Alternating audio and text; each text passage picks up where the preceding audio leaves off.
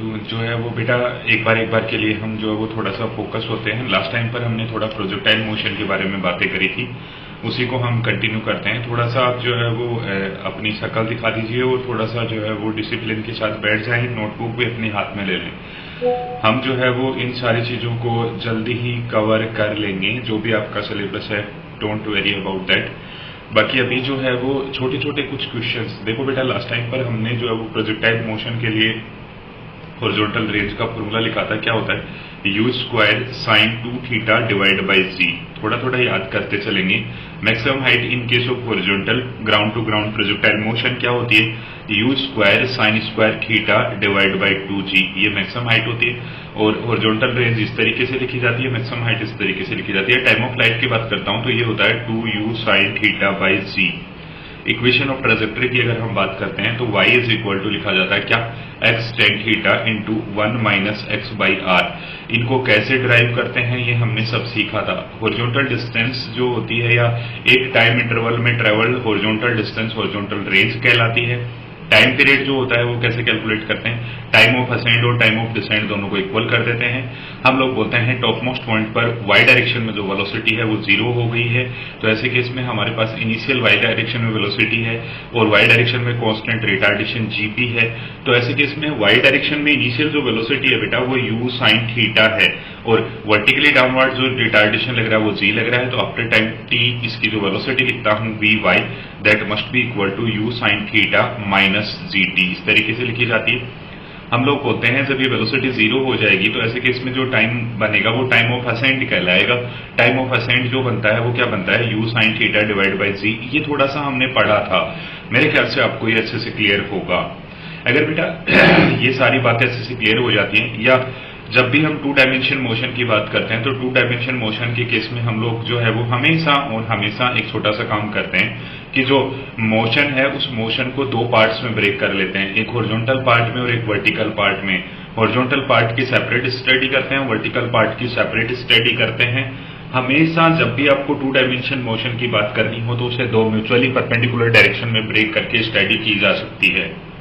अगर 2D motion के example की बात करूं बेटा, तो जब एक प्लेन में मोशन होता है वो टू डायमेंशन मोशन कहलाता है। प्रोजेक्टाइल मोशन इसका एक बेस्ट एग्जांपल है और सर्कुलर मोशन भी जो है वो इसी के एग्जांपल में आता है। सर्कुलर मोशन जो होता है वो भी एक टू डायमेंशन मोशन है।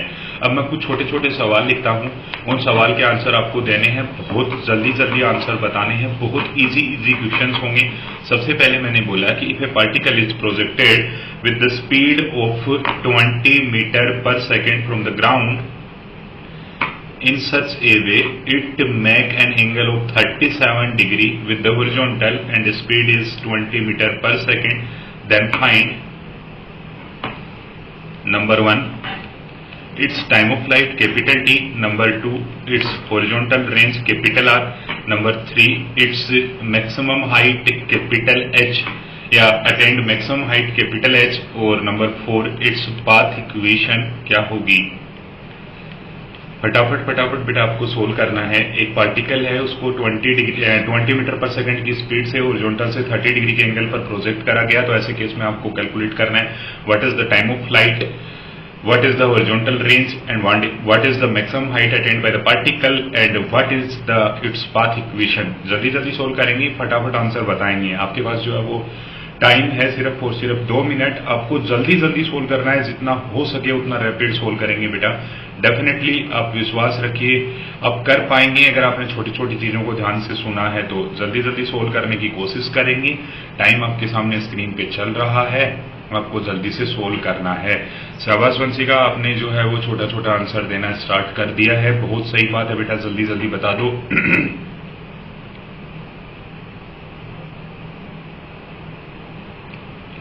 जल्दी सोल्व करेंगे जी, फटाफट आंसर बताएंगे।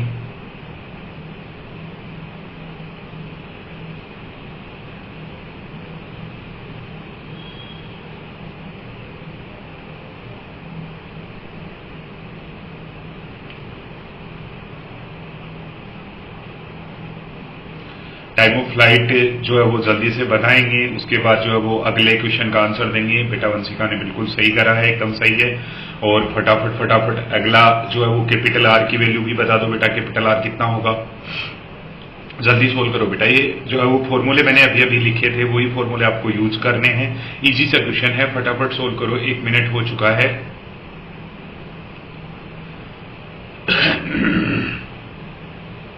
जल्दी से सोल्व कीजिए। सेकेंड क्वेश्चन का आंसर भी दो बेटा वंशिका, जल्दी से दो, फटाफट फटाफट। और थोड़ा थोड़ा बेटा अपना वीडियो ऑन कर लो, कुछ ज्यादा इंटरनेट कंज्यूम नहीं करेंगे आपका, थोड़ा सा इंटरनेट ले लेंगे तो क्या हो जाएगा।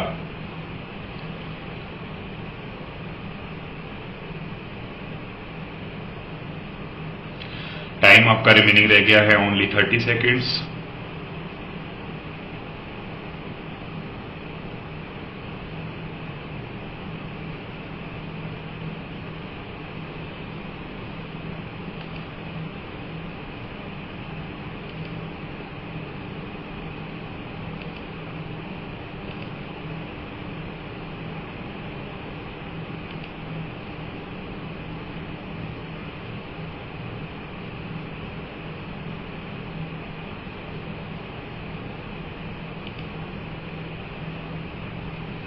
फटाफट फटाफट आंसर बता दीजिए।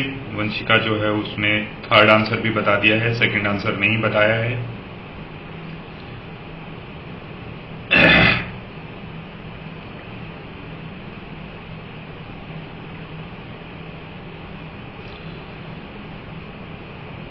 पाथ इक्वेशन भी बता दीजिए जल्दी से। देखो बेटा एक बार के लिए मैं सोल्व करता हूं, सभी लोग एक बार स्क्रीन पर देखेंगे। और इधर देखो, इधर एक बार के लिए रुक जाओ और अपना वीडियो ऑन करो अभी।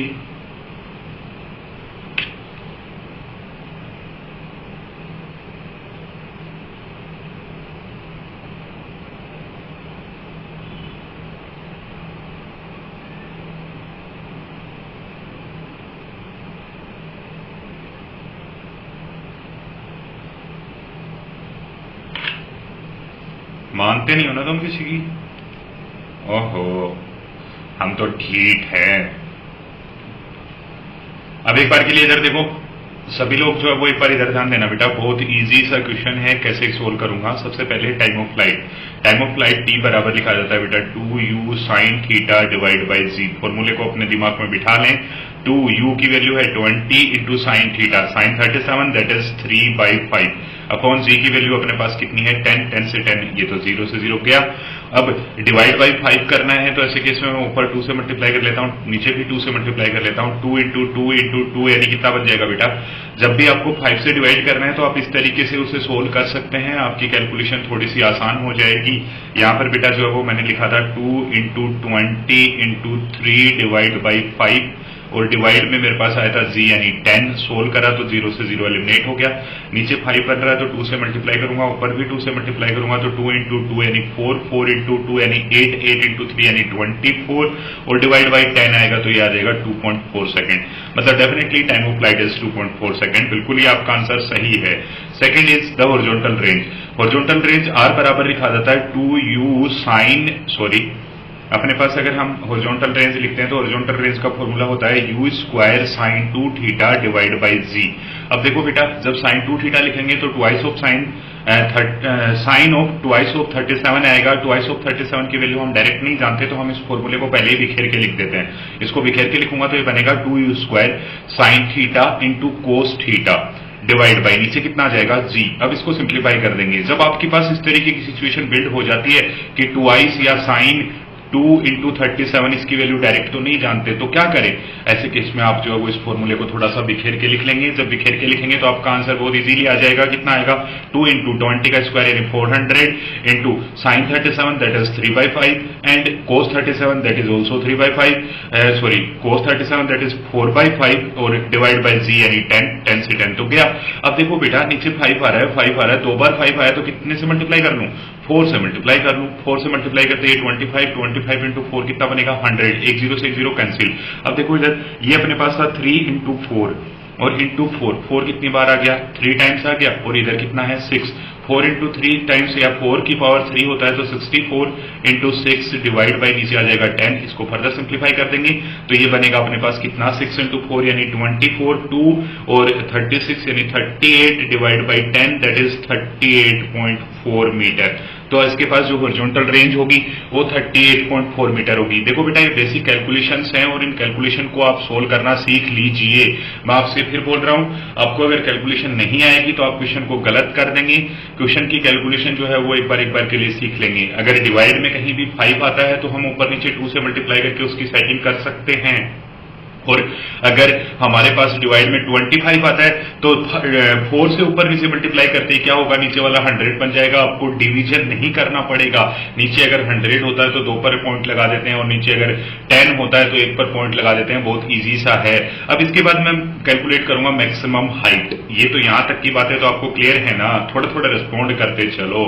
अब एक बार के लिए जो है वो बेटा, अगर maximum height attained by the particle हम कैलकुलेट करना चाहते हैं तो मैक्सिमम हाइट का फॉर्मूला यूज करेंगे और सोल्व कर देंगे। मैक्सिमम हाइट का फॉर्मूला क्या होता है? Maximum height is simply written as u square sine 2 theta divide by g. मैं अगर यहां पर जो है वो मैक्सिमम हाइट कैलकुलेट करना चाहता हूं तो बनेगी क्या, you square sine square theta divide bye 2g, that is the maximum height. अगर मैक्सिमम हाइट कैलकुलेट करेंगे तो एच मैक्स बराबर देखो कितना आएगा। Maximum height attained by the particle is simply you square यानी 20 का square that is 400 into sine square sine 37 यानी 9/25 और डिवाइड बाय 2g यानी 20। सोल्व करेंगे बेटा, ये 20 से 20 कैंसिल आउट होगा तो यहाँ 20 बन जाएगा।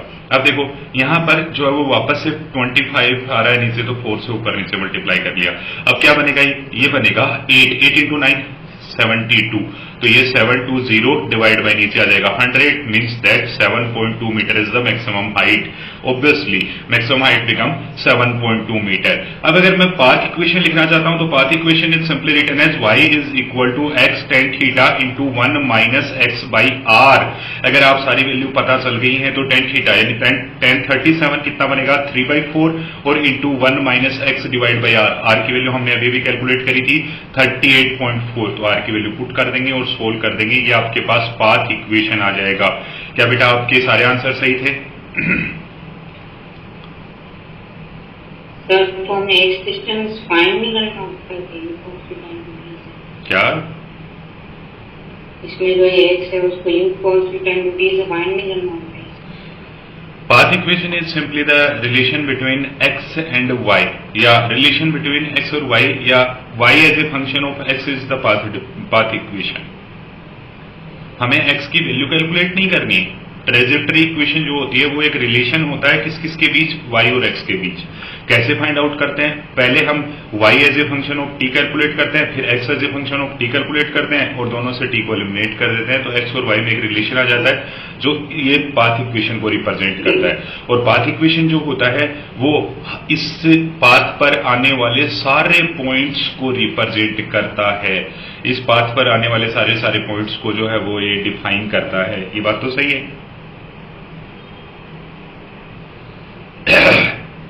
क्या हुआ बेटा, आप जो है वो आंसर नहीं दे रहे राशि, क्या हुआ?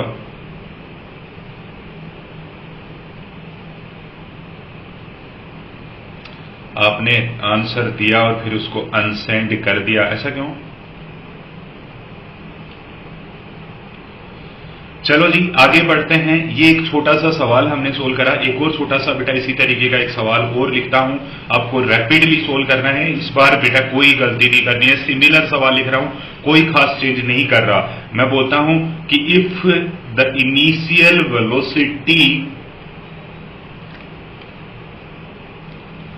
Of a projectile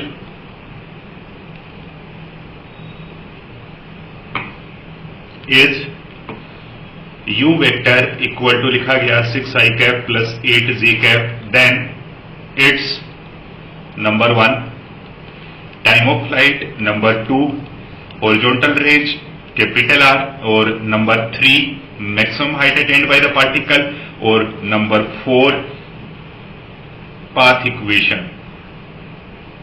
similar question है, थोड़ा सा चेंज कर दिया है। आपका टाइम स्टार्ट होता है अब।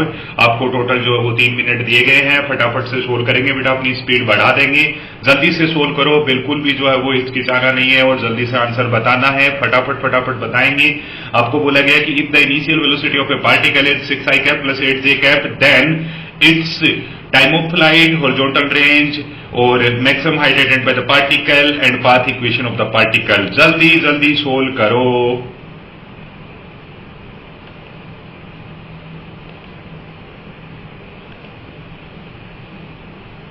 फटाफट फटाफट से सोल्व कर लेंगे जी। आपने बेटा आपको क्या किस चीज का रिकॉर्ड चाहिए?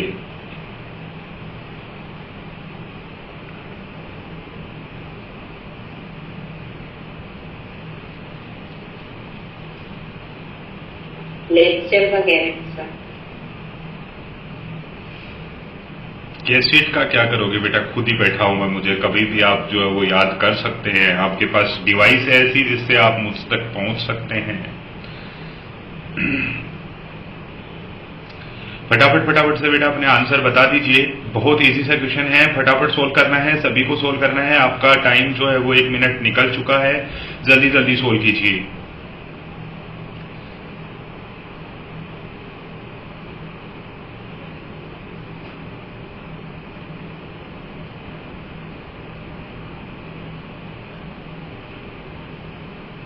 फटाफट फटाफट सोल्व करेंगे। थोड़ा सा स्पीड बढ़ा दो अपनी, अपने दिमाग में जो भी ख्याल आ रहे हैं उन सबको छोड़कर पेन कॉपी उठा लो और जल्दी से सोल्व करो। बेटा आप सोल्व करोगे तो आपको पक्का आएगा, आप विश्वास रखिए।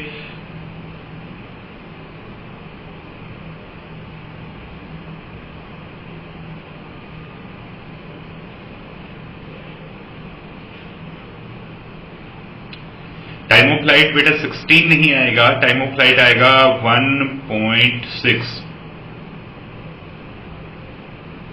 आपका टाइम फिनिश होने वाला है, फटाफट फटाफट सोल्व कीजिए।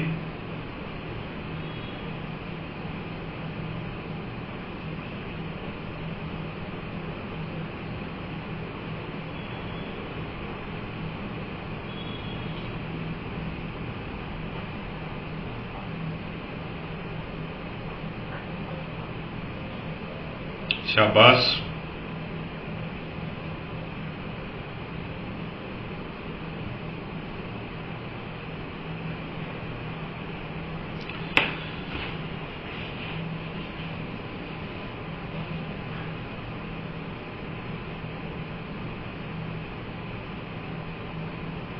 सर आपने लास्ट क्या लिखा? Path equation. पाथ इक्वेशन क्या होगा? आपका टाइम फिनिश हो गया है। 3 मिनट आपको इस क्वेश्चन को सोल्व करने के लिए दिए गए थे। देखो बेटा, अगर हम इस क्वेश्चन को 3 मिनट में नहीं कर पाते हैं तो नो डाउट हमारी स्पीड में हमें संदेह होना चाहिए, हमें स्पीड बढ़ानी चाहिए, थोड़ा सा फोकस और हो जाना चाहिए। अब एक बार के लिए इधर देखना, मैं यहां से कुछ नए फॉर्मूले, कुछ नई बातें निकाल के लेके आऊंगा, उन बातों से इसे सोल्व करूंगा। देखो देखो देखो देखो देखो देखो, सुनो सुनो सुनो सुनो। अगर बेटा किसी भी एक पार्टिकल को छोड़ दो, अपने जो काम आप कर रहे हो, आपको प्रैक्टिस के लिए जो है वो बेटा नॉलेज टेस्ट मिल जाएंगे। आप एक बार के लिए इधर देखेंगे। मैंने बोला कि अगर एक पार्टिकल को ग्राउंड से थीटा एंगल पर यू स्पीड से प्रोजेक्ट करा जाता है तो ऐसे केस में इसका जो वेलोसिटी है अलोंग द हॉरिजॉन्टल वो आता है यू कोस थीटा, और अलोंग द वर्टिकल जो स्पीड आता है वो आता है यू साइन थीटा। ऐसे केस में पार्टिकल के लिए जो इनिशियल वेलोसिटी लिखी जाती है वो लिखी जाती है you cos theta i cap plus u sine theta j cap. अगर बेटा मैं इस इनिशियल वेलोसिटी को इस तरीके से लिखना चाहूं तो u x component i cap plus y component j cap. Definitely हमारे पास जो है वो इनिशियल वेलोसिटी लिखी गई u x i cap plus u y j cap. यहां यू एक्स की वैल्यू अगर लिखूं तो u x is simply u cos theta, और अगर यू वाई की वैल्यू लिखूं तो u y is simply u sine theta. इसमें तो हमें कोई कंफ्यूजन वाली बात नहीं है। अब देखो बेटा, टाइम ऑफ फ्लाइट टी बराबर लिखा जाता है 2u sine theta divide by g. ओहो, u साइन थीटा को रिप्लेस करके क्या लिखा जा सकता है? u sine theta is simply equal to u y. तो मैं इसको लिख सकता हूं time of flight is also written as twice of u y divide by g. देखो बेटा, ये छोटे छोटे फॉर्मूले हैं, थोड़ा सा अलग तरीके से हम इन फॉर्मूलों को लिख सकते हैं। टाइम ऑफ फ्लाइट जब आपको लिखना हो तो time of flight is simply written as 2u divide by g. ऐसे केस में यू वाई की वैल्यू कितनी दे रखी है? 8। तो अपने पास टाइम ऑफ फ्लाइट टी बराबर आ जाएगा 2 इंटू 8 डिवाइड बाई जी, यानी 10 सोल्व करेंगे तो वैल्यू आएगी 1.6। बहुत इजी और बहुत ही सिंपल क्वेश्चन।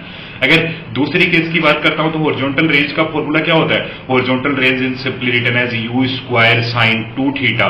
तो मैं इसको लिखता हूं 2u square sine theta into cos theta divide by नीचे कितना आता है? जी। तो ऐसे केस में इसको अलग अलग करके देखूं तो 2 इंटू ये बनेगा you sine theta into you cos theta divide by नीचे कितना आ जाएगा जी। इसका मतलब क्या है? इसका मतलब तो इतना सा है कि horizontal range is simply written as twice of u x into u y divide by g. सारी वैल्यू पुट करेंगे, सोल्व करेंगे तो 2 इंटू यू एक्स यानी 6 इंटू यू वाई यानी 8 डिवाइड बाई जी यानी 10। सोल्व कर दूंगा बेटा, तो रेंज का फॉर्मूला क्या बनेगा? इन दोनों को मल्टीप्लाई कर दीजिए। जब आप इनको मल्टीप्लाई करते हैं तो 6 इंटू 2 यानी 12, 12 इंटू 8 कितना बनेगा? 12 इंटू 8 कितना होता है? 12 इंटू 8 होता है 96, तो ये आ जाएगा 9.6। हॉरिजॉन्टल रेंज जो आएगी वो 9.6 आ जाएगी।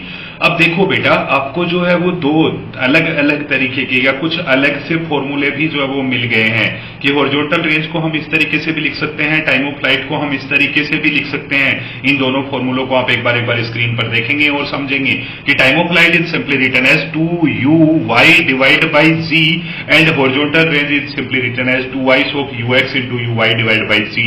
तो 2y of ux into ui divide by g ये हॉरिजॉन्टल रेंज होता है, टाइम ऑफ फ्लाइट होता है 2u(y) divide by g, where ui is the initial velocity या initial velocity in y direction. इसमें तो कोई कंफ्यूजन वाली बात नहीं है। आपने बेटा जो है वो थोड़ा सा कैलकुलेशन की गड़बड़ कर दी होगी, तभी 8.4 आंसर लिखा है आपने, 8.4 नहीं है। Horizontal range is 9.6। अब देखो बेटा, इसके बाद मैं मैक्सिमम हाइट कैलकुलेट करूंगा। मैक्सिमम हाइट कैलकुलेट करने के लिए देखो क्या करूंगा, मैंने अभी अभी जो भी फॉर्मूले बनाए हैं वैसे ही फॉर्मूला मैं मैक्सिमम हाइट के लिए भी बना लेता हूं।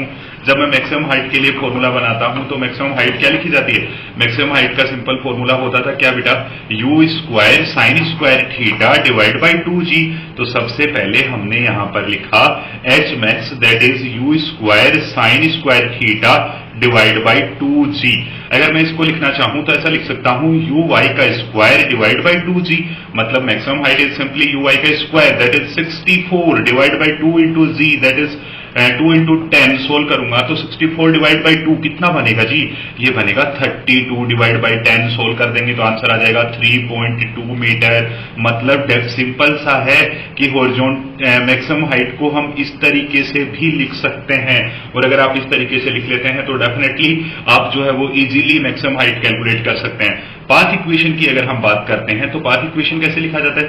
पाथ इक्वेशन लिखने के लिए सबसे पहले मिलता है y बराबर x tan थीटा, और x tan थीटा इंटू क्या लिखा जाता है? 1 minus x by R. R हमने कैलकुलेट कर लिया। अब देखो tan थीटा कैलकुलेट कैसे करूं? हमने बोला बेटा uy जो होता है वो होता है u साइन थीटा, और हमने बोला ux जो होता है वो होता है u कोस थीटा। अगर दोनों को आप डिवाइड कर देते हैं तो आपके पास यहां से u से u कैंसिल आउट होगा और वैल्यू बनेगी tan theta is equal to uy divide by ux। मतलब हम पाथ इक्वेशन को भी ऐसे लिख देंगे y is equal to x into u y divide by u x into 1 minus x by R. सारी वैल्यू पुट करके सोल्व करो तो x इंटू यू वाई कितना 8 divide by u x 6 into 1 minus x by R कितना आया था 9.6। Solve कर दूं तो ये वैल्यू बनेगी बेटा 4x divide by 3 into 1 minus x divide by 9.6। This is the path equation. तो पाथ इक्वेशन जो है वो लिखने के लिए हमने जो है वो सबसे पहले tan थीटा कैलकुलेट कर लिया। tan थीटा कैलकुलेट करने के बाद हॉरिजॉन्टल रेंज कैलकुलेट करा और सिंप्लीफाई कर दिया, और जैसे ही हमने उसे सिंप्लीफाई करा तो हमारा आंसर आ गया। अब एक बार के लिए बेटा ये फॉर्मूले देख लेना कैसे हम लोग जो है वो यू वाई और यू एक्स की टर्म्स में horizontal range, time of flight, maximum height and path equation को जो है वो सोल्व करते हैं। आपको समझ आया तो थोड़ा सा इंडिकेशन कर दीजिए। समझ आ गया ना बेटा? अगर सबको समझ आ गया है तो बहुत अच्छी बात है। आगे बढ़ते हैं अगले को छोटे से सवाल की ओर। अगला जो सवाल है बेटा वो आपके सामने स्क्रीन पर है, फटाफट से आप सोल्व करेंगे। देखो बेटा, अगला जो क्वेश्चन है मैं उसको लिख रहा हूं। क्या है वो क्वेश्चन? फटाफट देखना और समझना। अगला एक और छोटा सा सवाल आपके लिए लिखता हूं, उसमें मैं बोलता हूं कि if, next question is if the path equation for a projectile motion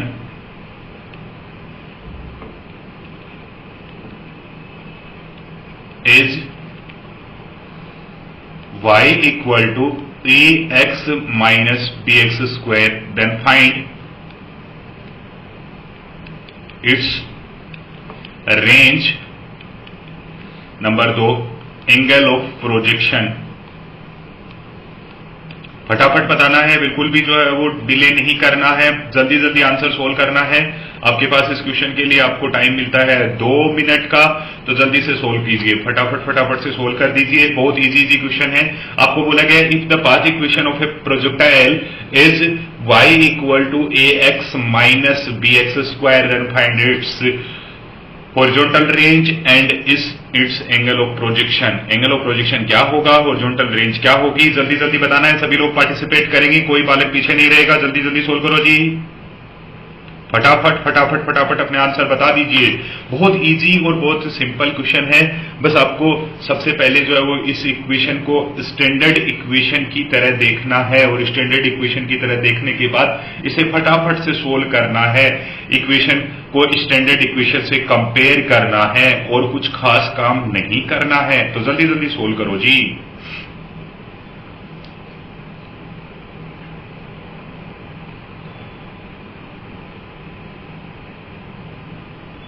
और अभी हम इन दिनों एक जो है वो बहुत ही स्पेशल कोर्स लेके आए हैं। आप अपनी मर्जी से जो है वो एक कोई भी चैप्टर का सिलेक्शन कर सकते हैं। ये आपके लिए नहीं है, ये उन बच्चों के लिए है जो एनरोल नहीं हुए हैं। वो अपनी मर्जी से कोई भी एक चैप्टर जो 6 दिन के अंदर कंप्लीट होता हो वो चैप्टर पढ़ सकते हैं। 7वें दिन उनका एक छोटा सा टेस्ट पेपर भी होगा। और ये जो कोर्स है वो बहुत ही नॉमिनल सी फीस पर आपको मिल रहा है। फीस इसकी 100 रुपीज है। आप जो है वो किसी को भी इसके बारे में सजेस्ट कर सकते हैं। अगर बच्चे को पसंद आता है तो बच्चा आगे कंटिन्यू कर सकता है। एक बहुत ही छोटा सा कोर्स है जिसमें फिजिक्स क्लियर व्यू है। बच्चा अपनी मर्जी से जो है वो टॉपिक का सिलेक्शन कर सकता है और उसको लिख सकता है। बेटा जो एंगल आएगा वो x तो वेरिएबल है, यहां पर x की टर्म्स में नहीं आएगा। x जो है वो यहां पर वेरिएबल है, और जो x की टर्म्स में आंसर नहीं आने वाला है। आपका टाइम बेटा, आपको 2 मिनट मिले थे, आपने जो है वो आंसर नहीं दिए हैं। आप जो है वो यही है क्या? टाइम आप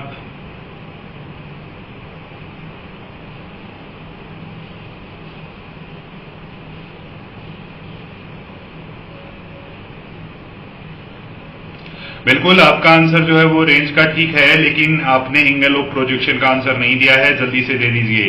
बाकी लोग भी आंसर दे दीजिए फटाफट। बेटा ऐसे जो है वो काम नहीं चलने वाला है। आपके घर आ जाऊंगा मैं, आंसर दे दो नहीं तो। tan थीटा a के बराबर है। tan थीटा a नहीं, हाँ tan थीटा a के बराबर है, बिल्कुल ये भी सही है। tan थीटा a के बराबर है, horizontal range a by b के बराबर है। ऑब्वियसली आपको बेटा कुछ नहीं करना है, बहुत इजी सा क्वेश्चन है। आपको स्टैंडर्ड इक्वेशन से कंपेयर करना और सोल्व करना है।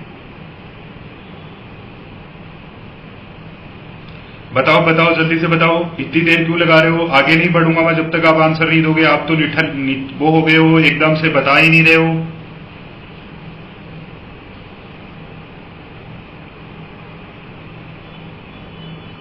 बोलो।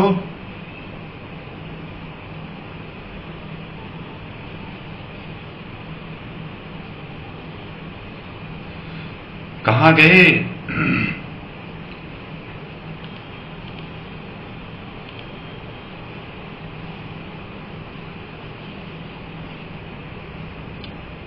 अगर बेटा हम यहाँ जो गिवन इक्वेशन है उस गिवन इक्वेशन को स्टैंडर्ड इक्वेशन से कंपेयर करते हैं, तो ऐसे केस में देखो, स्टैंडर्ड इक्वेशन ऑफ या standard path equation of projectile motion is simply written as y is equal to x tan theta into 1 minus x by capital R। This is the standard equation. अगर इस standard equation में इसको compare करना है या इस standard equation से इसको कंपेयर करना है, तो सबसे पहले हमें यहाँ 1 बनाना पड़ेगा, और यहाँ 1 बनाने के लिए हमें ax को बाहर लेना पड़ेगा। तो ऐसे केस में y बराबर आएगा, ax को बाहर लिया, अंदर रह गया 1। एक x तो बाहर चला गया, लेकिन a इसके पास था नहीं, तो a डिवाइड में आ गया, bx डिवाइड बाई a। अब देखो हमारे पास अगर ये वाला जो बन जाता है तो ऊपर भी x बना लेते हैं। ऊपर x बनाएंगे तो y बराबर आ जाएगा बेटा ax इंटू 1 माइनस ये बनेगा x divide by a upon b। अब देखो अगर हम इसको जो है वो कंपेयर करते हैं तो हम लोग बोलते हैं x के साथ जो मल्टीप्लीकेशन में आ रहा है वो कौन है? tan theta. तो मतलब डेफिनेटली जो tan थीटा है वो a के इक्वल है, मतलब थीटा बराबर है tan इनवर्स ऑफ a। ये बहुत इजी था। और अगर यहां से स्टैंडर्ड इक्वेशन से कंपेयर करो तो x के जो डिवीजन में आ रहा है वो हॉरिजॉन्टल रेंज है, मतलब r बराबर है a डिवाइड बाई b। तो बहुत ही इजी, बहुत आसान सा क्वेश्चन था। आपको बस इसको स्टैंडर्ड इक्वेशन से कंपेयर करना था। पहले आपको स्टैंडर्ड इक्वेशन लिखनी है और उस स्टैंडर्ड इक्वेशन को लिखने के बाद आपको स्टैंडर्ड इक्वेशन से इसका कंपेरिजन करना है और आंसर दे देना है। आपको ये बात क्लियर है ना बेटा?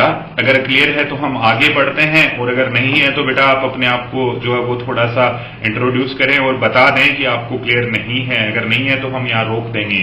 अब इसके बाद जो है वो थोड़ा सा जो है वो क्वेश्चन को चेंज करता हूं और यही सिमिलर क्वेश्चन जो है वो नए तरीके से लिख देता हूं।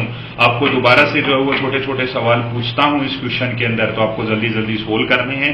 आपके सामने जो है वो क्वेश्चन स्क्रीन पर लिखा हुआ है। क्वेश्चन कुछ इस तरीके से है, बोला गया इफ द पाथ इक्वेशन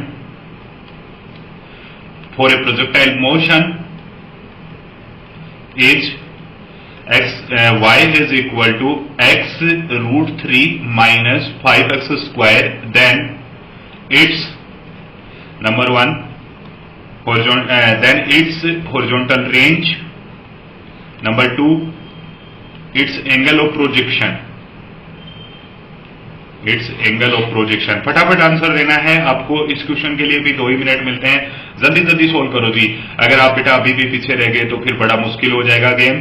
तो फटाफट से सोल्व करो। अगर कोई तकलीफ हो तो मुझसे बात करो और आंसर दो। जल्दी से सोल्व करो बेटा फटाफट। क्वेश्चन में आपको लिख के दिया गया है कि इफ हमें जो है वो छोटी छोटी बातें बोली गई हैं क्वेश्चन के लिए, हमें कुछ छोटे छोटे पॉइंट्स बोले गए हैं। सबसे पहले आप उन पॉइंट्स को देखें। आपको जो है वो यहां पर क्या दिया गया है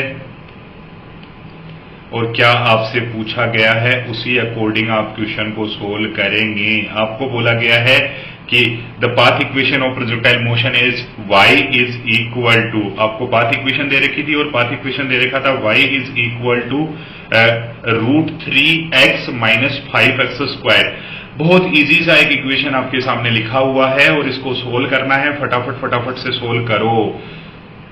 रेंज बेटा आपका आंसर गलत है, आपने आंसर गलत दिया है, थोड़ा सा सही करो। पहले आप स्टैंडर्ड इक्वेशन लिखो और उससे उसका कंपेयर करोगे तो आपको पता चल जाएगा। फटाफट से पहले जो है वो स्टैंडर्ड इक्वेशन लिखेंगे और फिर उससे कंपेयर करेंगे। बिल्कुल इस बार आपका आंसर काफी ठीक है। पहले का आंसर दोनों का ही सही है। बाकी जो तीसरे मेंबर हैं वो भी आंसर दें। जिन लोगों ने आंसर दे दिया है वो बहुत अच्छी बात है, बाकी लोग भी अपना आंसर दे दें। आपका आंसर सही है एकदम। एंगल ऑफ प्रोजेक्शन भी बता दो कितना है।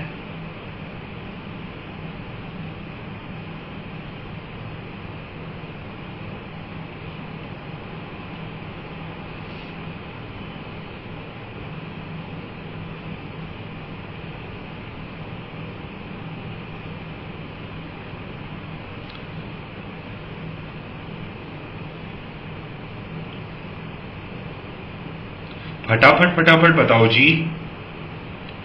आरम बेटा आप भी बताओ जल्दी से। बिल्कुल शाबाश।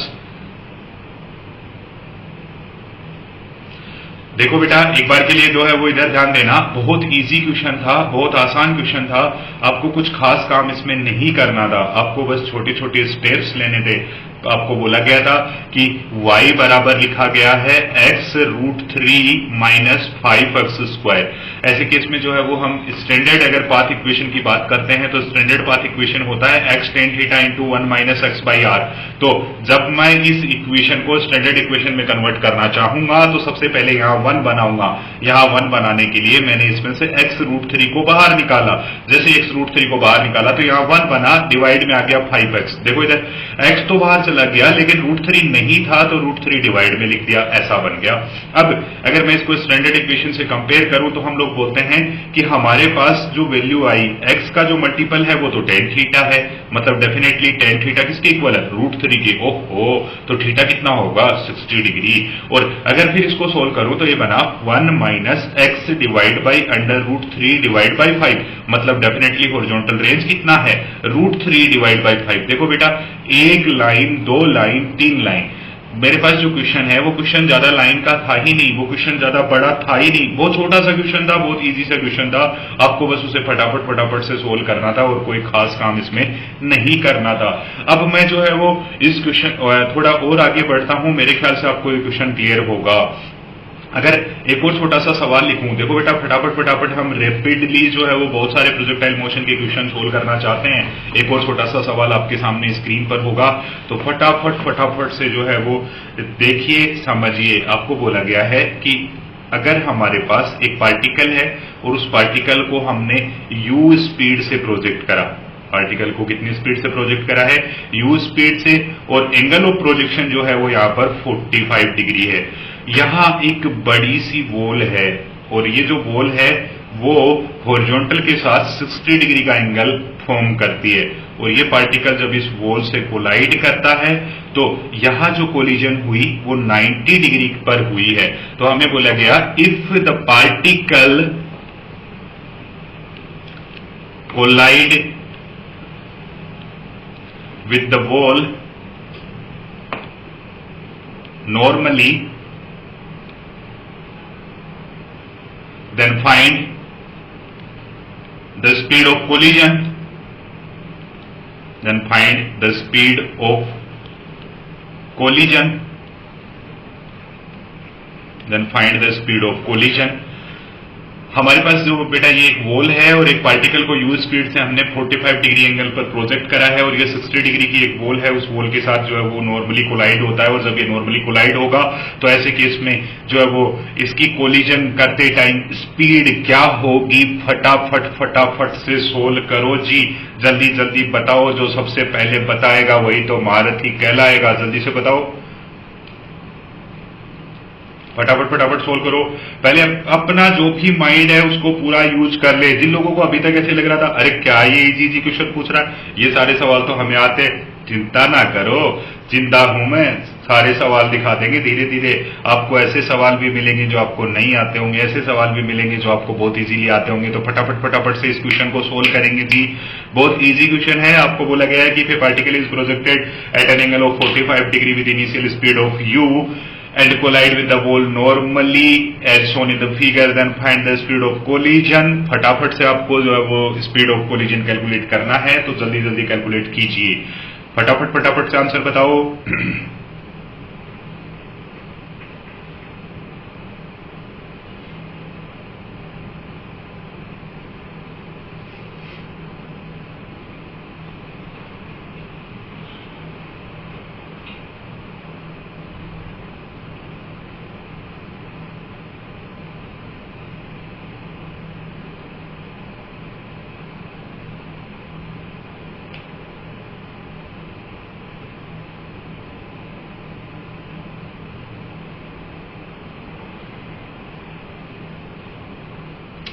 जल्दी जल्दी बताओ बेटा,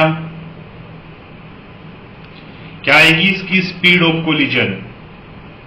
अपना जो माइंड है उसको पूरा का पूरा यूज कर लें, जितना भी अपने पास दिमाग है वो सारा इसमें लगा लें।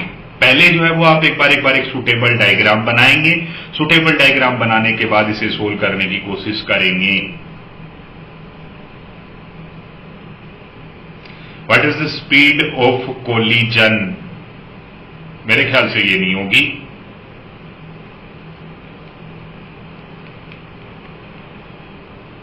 बताओ जी।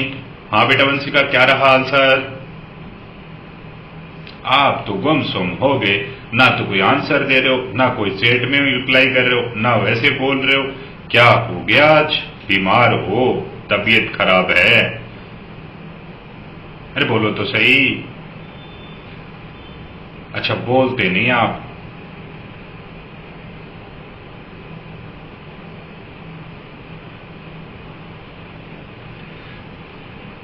चलो बेटा एक बार के लिए इधर देखना, मैं इसे सोल्व करता हूं। बहुत इजी क्वेश्चन है। कैसे सोल्व करूंगा, सबसे पहले एक बार इधर देखेंगे।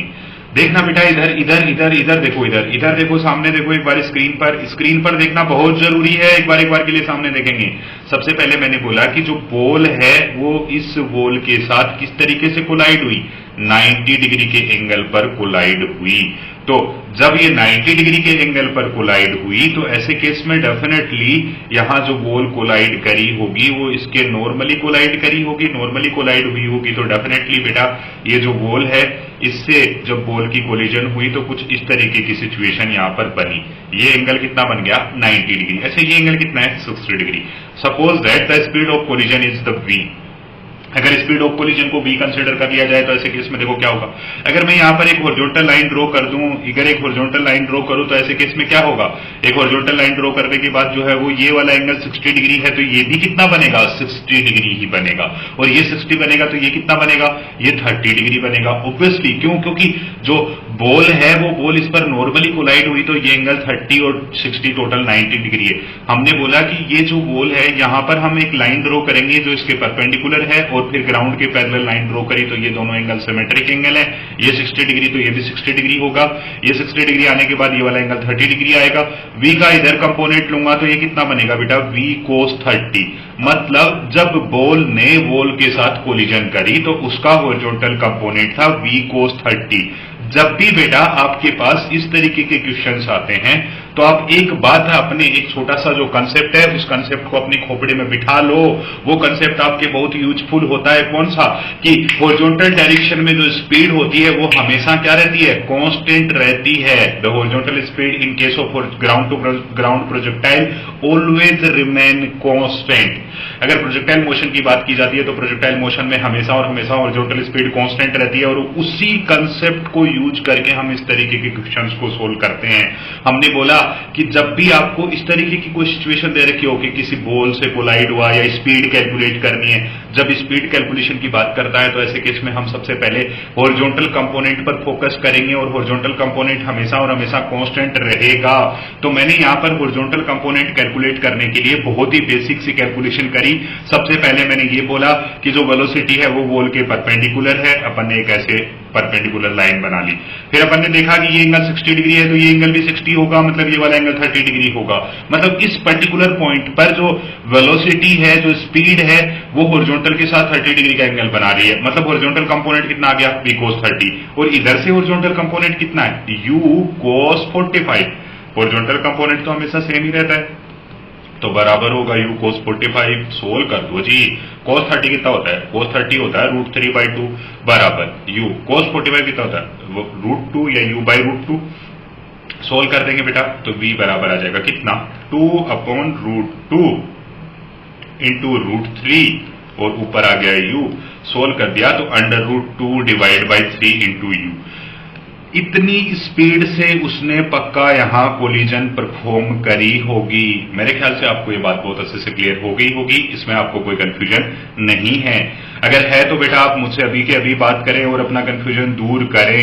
बहुत ही बेसिक सी अप्रोच हमने यहां पर यूज करी है। जब भी आपको बेटा किसी क्वेश्चन में या किसी भी देखो, जब भी आपको स्पीड कैलकुलेट करने की बात करता है तो स्पीड कैलकुलेट करने का सबसे बेसिक फंडा और बेसिक अप्रोच क्या है, सबसे बेसिक अप्रोच यही है कि हम हॉरिजॉन्टल कंपोनेंट पर फोकस हो जाएं। अगर हमें हॉरिजॉन्टल कंपोनेंट मिल जाएगा तो हॉरिजॉन्टल कंपोनेंट हमेशा कांस्टेंट रहता है और वहां से हम स्पीड इजीली कैलकुलेट कर पाएंगे। आपको समझ आई क्या बातें? तो चलो बेटा अब थोड़ा सा जो है वो इसी क्वेश्चन को मैं थोड़ा सा चेंज कर रहा हूं, हल्का सा चेंज कर रहा हूं। मैं आपसे बोलता हूं कि find the speed of projectile. मैं थोड़ा सा एक जो क्वेश्चन है उसको दोबारा से लिख रहा हूं। मैं बोलता हूं कि if a projectile is fire या is fired with speed u at an angle theta with ground at an angle theta with ground, then find the speed, then find its speed, then find its speed when its velocity become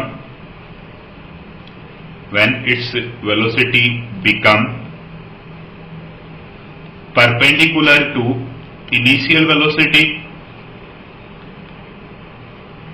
perpendicular to its initial velocity. आपका बेटा time start होता है। अब बहुत ही छोटा सा question लिखा है, 1-2 मिनट का ही क्वेश्चन है, आपको जल्दी से जल्दी सोल्व करना है। वैसे तो 2 मिनट का क्वेश्चन भी नहीं है, बहुत इजी सा क्वेश्चन है। फटाफट सोल्व करेंगे। पहले क्वेश्चन को रीड कर लेंगे, ध्यान से क्वेश्चन को समझ लेंगे। हमें बोला गया कि इफ ए पार्टिकल या if a projectile is fired with a speed of u at an angle of theta with the ground, then find its speed when its velocity become perpendicular to initial velocity.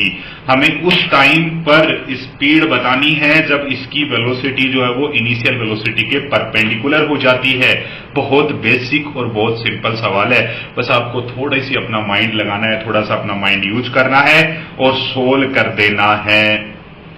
पहले आप जो है बेटा राशि आपका ये answer गलत है, थोड़ा सा दोबारा से क्रॉस चेक करें। सबसे पहले आप एक डायग्राम बनाएं जिसमें इनिशियल वेलोसिटी बनाएं और किसी टाइम t पर वेलोसिटी बनाएं। दोनों एक दूसरे के परपेंडिकुलर हैं, उनको परपेंडिकुलर रिप्रेजेंट करें और एक बार दोबारा से जो है वो इसको सोल्व करने की कोशिश करें। जब भी किसी क्वेश्चन में स्पीड की बात की जाती है तो हमेशा और हमेशा हम फोकस करेंगे किस चीज पर? हम हमेशा और हमेशा फोकस करेंगे कि इसकी जो हॉरिजॉन्टल डायरेक्शन में स्पीड है या स्पीड के जो हॉरिजॉन्टल कंपोनेंट हैं उन पर। हॉरिजॉन्टल कंपोनेंट हमेशा और हमेशा सेम रहेंगे, तो हॉरिजॉन्टल कंपोनेंट पर ही हम फोकस करने जाएंगे। तो सबसे पहले आप एक बार डायग्राम बना के हॉरिजॉन्टल कंपोनेंट्स पर फोकस करने जाएं। अगर आपने फोकस करा या हॉरिजॉन्टल कंपोनेंट सही से बना लिया तो आप बहुत इजीली इसे सोल्व कर पाएंगे। जल्दी से सोल्व कीजिए, फटाफट से सोल्व कर दीजिए।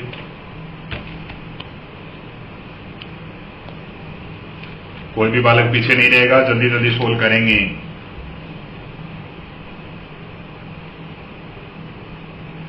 आपका टाइम फिनिश होने वाला है, थोड़ा सा रैपिडली सोल्व करें।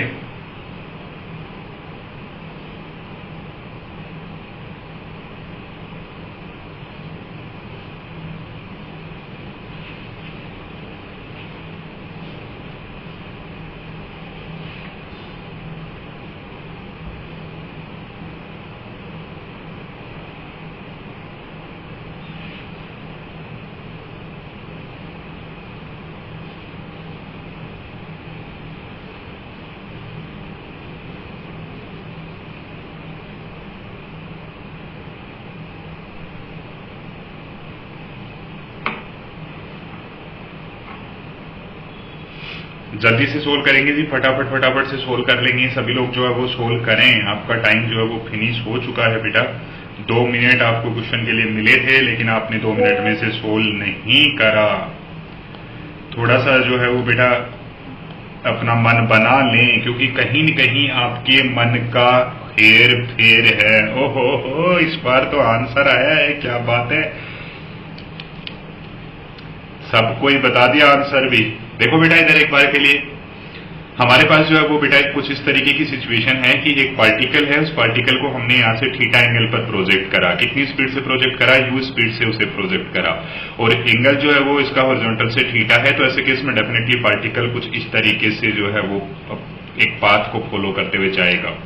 जब इस पाथ को ऐसे फॉलो करते हुए जाएगा तो किसी स्टेट पर इसकी जो वेलोसिटी है वो कुछ इस तरीके से बनेगी और ये जो वेलोसिटी है इस स्टेट पर ये इनिशियल वेलोसिटी के परपेंडिकुलर है।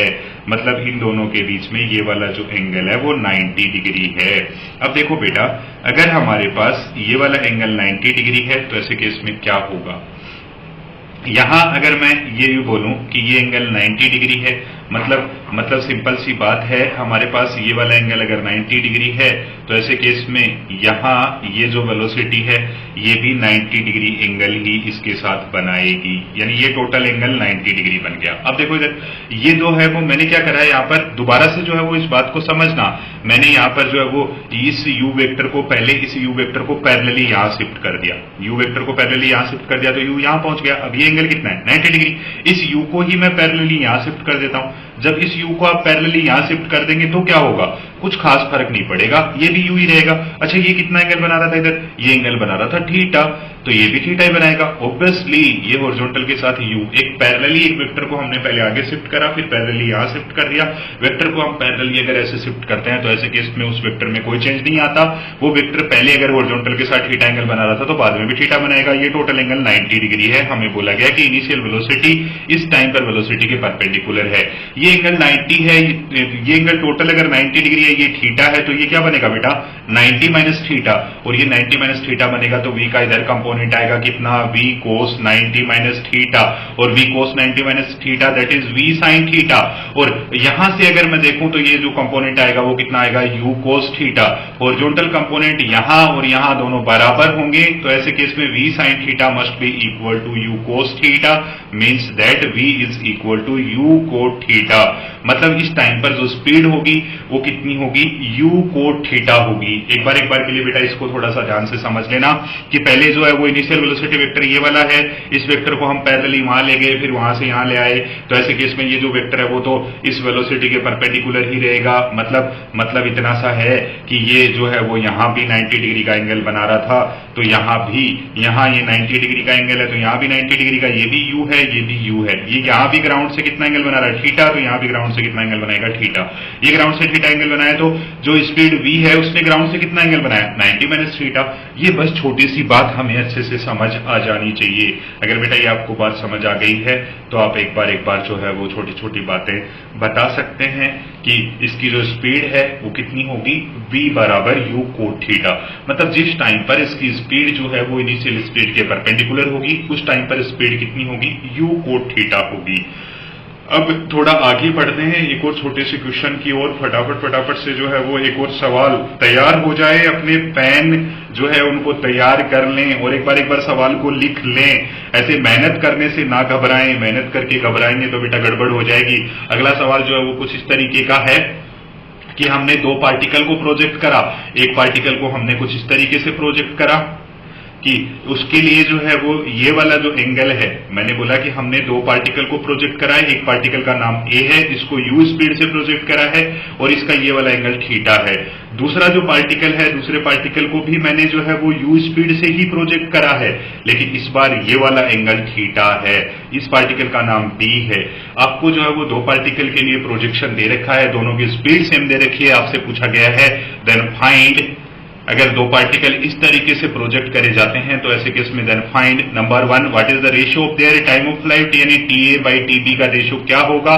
दूसरा what is the ratio of their horizontal range, यानी RA डिवाइड बाई RB का वैल्यू क्या होगा। And third what is the ratio of their maximum height attained, तो इनकी मैक्सिमम हाइट अटेंड क्या होगी। तो फटाफट से जो है वो सोल्व कर देंगे। एक बार क्वेश्चन को समझेंगे और सोल्व करने की कोशिश करेंगे। इस क्वेश्चन के लिए बेटा आपको दिए जाते हैं 3 मिनट, तो जल्दी सोल्व करना है, जल्दी से बताना है, कोई भी पीछे नहीं रहेगा। जल्दी सोल्व करो। अगर बेटा आज की क्लास में जो प्रैक्टिस है वो आपने कर ली तो डेफिनेटली आप प्रोजेक्टाइल मोशन में कभी भी पीछे नहीं रहेंगे। आप एक बार जो है वो थोड़ी सी प्रैक्टिस करें, फटाफट इन क्वेश्चंस को सोल्व करें।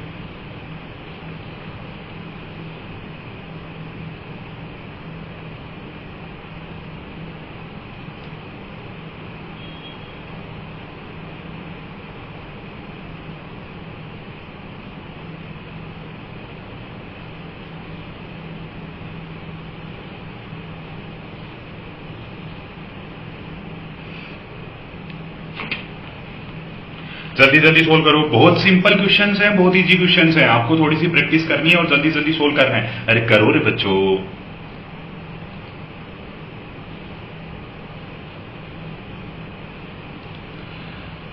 आपने बेटा एक आंसर दिया है और आंसर में बोला है कुछ टाइम ऑफ फ्लाइट के लिए। बिल्कुल आपका पहला आंसर बिल्कुल सही है। अगला भी बोल दीजिए, सेकंड का आंसर क्या आएगा।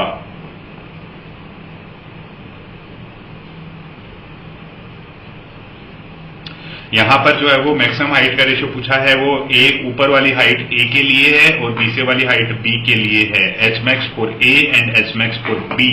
आपको जो है वो इनके रेशियो बताने। बिल्कुल बेटा आपने जो है वो सही आंसर दिया है। आगे के आंसर जल्दी से दो, अब फटाफट, आपका टाइम कंप्लीट होने वाला है, तो जल्दी आंसर बताओ।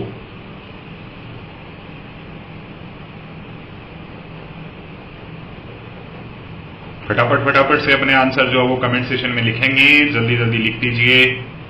बिल्कुल बेटा आपका आंसर एकदम सही था, पहला आंसर। दूसरा आंसर नहीं दिया आपने अभी तक, इतना लेट क्यों चल रहे हो, जल्दी से लिख दो। आप पर ही तो भरोसा है, आप पर ही तो विश्वास है, जल्दी से बताओ।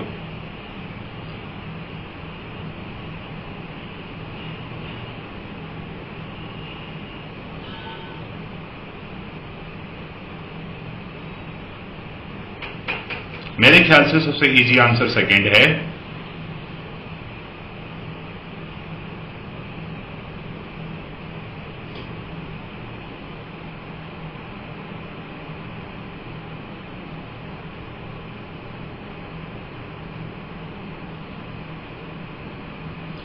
फटाफट फटाफट से सोल्व कर दीजिए बेटा, बहुत इजी क्वेश्चन है।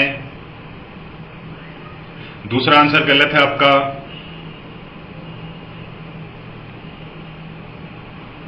तीसरा ठीक है, दूसरा गलत है।